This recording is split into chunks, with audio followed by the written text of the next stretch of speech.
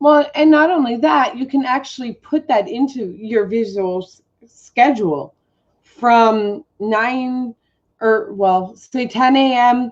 to 10:20 a.m. You get iPad time.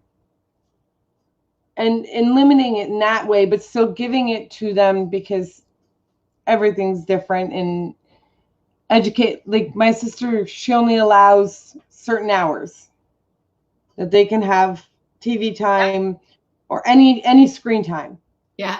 Between 12 and noon and 6 p.m. there's no screens.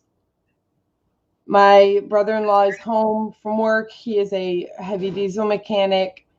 So they're in the garage and they're learning with tools, and he's got everybody from the 15-year-old down to the 4-year-old. And there's 4 of them, and he's got them all out there working. So add into your schedule things if you are a family who does that. Like your family, you were saying your husband's in music, so you probably listen to a lot of music in your home. Mm-hmm. Include things like that in these schedules. Exactly. I stress, and this is something that some people think, and it is not, a schedule needs to be extremely strict and have only the needs and wants, or the needs of your child. Yeah. You should go from therapy to this, to this, to this, to this, when you're not taking into account that sensory break. You're not taking into account your family enjoys listening to music after dinner for a half an hour to unwind. So take everything your family does into account when you make this schedule. No, definitely. I definitely agree. I'm a big fan of schedules, and then also even social stories and writing out social stories. If your child's having extra tough times with certain things, or if you do happen to have to go to things like during this time right now, going to the dentist or going to a doctor, once again, kids do so well with pictures and knowing what to expect and having them draw it out with you. It doesn't need to be some fancy book, but a few pictures drawn out, and talking about what's going on and step by step. So important. And one thing that I actually saw for the car once, and I thought it was the neatest thing, it was a key ring, and on it actually had a card for each of the places that they could just pop into out while they're out. Walmart, McDonald's, Target, the pharmacy, and they took the picture of the sign. And whenever they would have an unexpected thing come up, they even added like Auntie's house and the gas station. So when something unexpected came up, they could flip it to their card and show the child, no, we have to do this right now. Yeah. And it became their emergency code, as the child wanted to call it, that's how they got through to each other. Yeah. I like that. So let me just run to the comments. Jessica, I'm sorry that you're having video issues. Remember, folks, if anyone has any questions, we will be taking them. And also, we will be working more. Heather and I have talked about a plan to maybe do a video or two where she's actually walking you through the visual schedule. So we'll see that. Melinda, everyone is burnt out right now. I mean, I do this, and Heather, you're a BCBA. You work in your home, and your husband works, but he's still home. Yeah. We're all going to be burnt out. I think I look like I'm having slept in a month. I agree. So sorry, guys. This is life, guys. This is exactly what we're discussing. Say hi.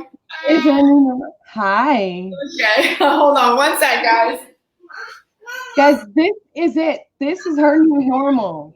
It is children showing up. It is.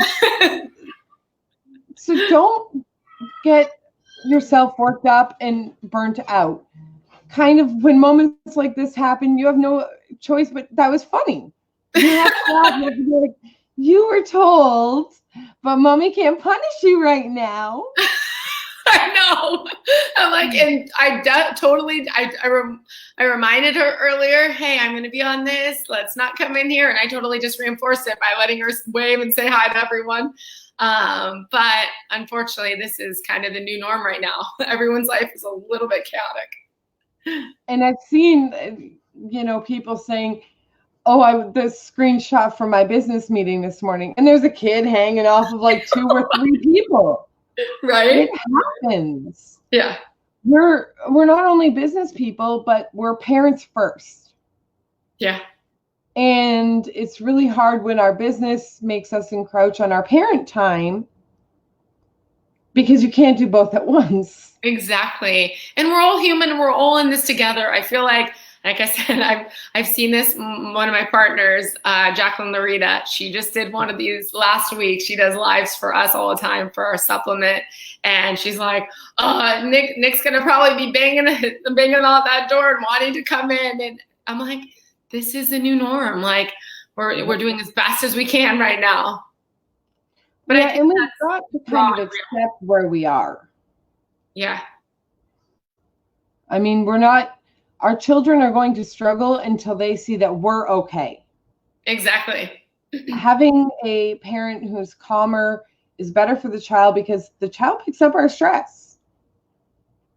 Yeah. I mean, we've been going through some nasty weather cells, and I have our tornado to go bag, and every time she hears about it, she's on her Kindle going, Alexa, what's the weather?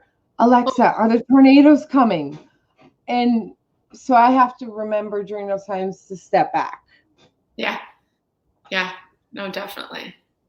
Because that is the most uncontrolled time, I think. And we can't do a schedule. It won't work. Nothing works. Yeah.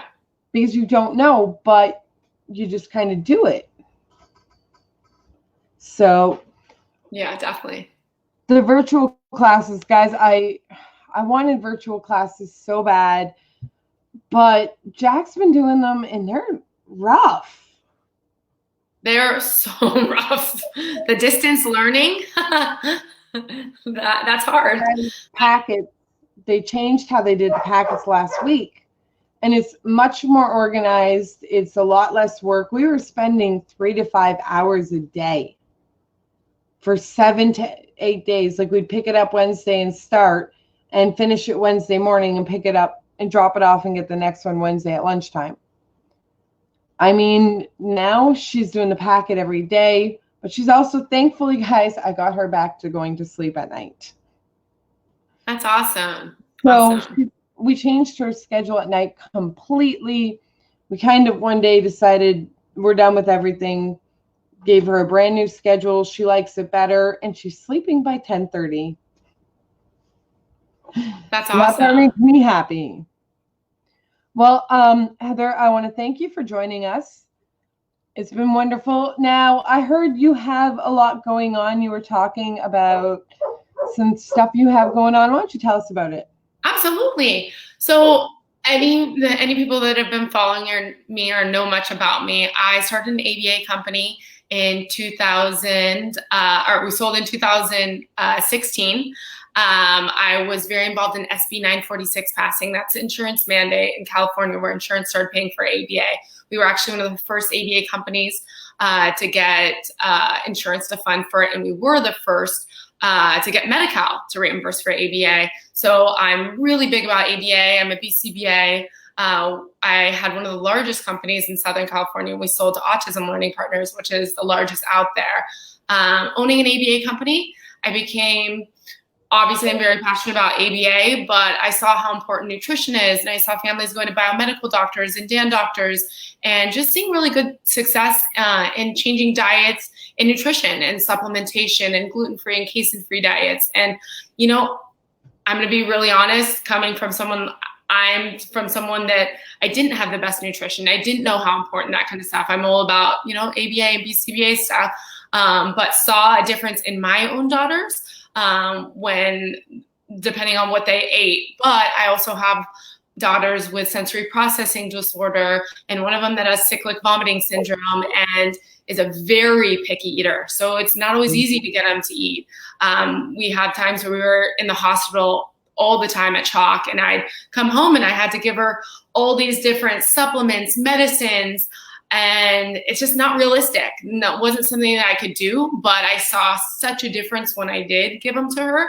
And I also saw the need to just have a better supplement, a supplement that was free of gluten and casein and binding agents and just junk. Like, the supplement world is just not regulated at all.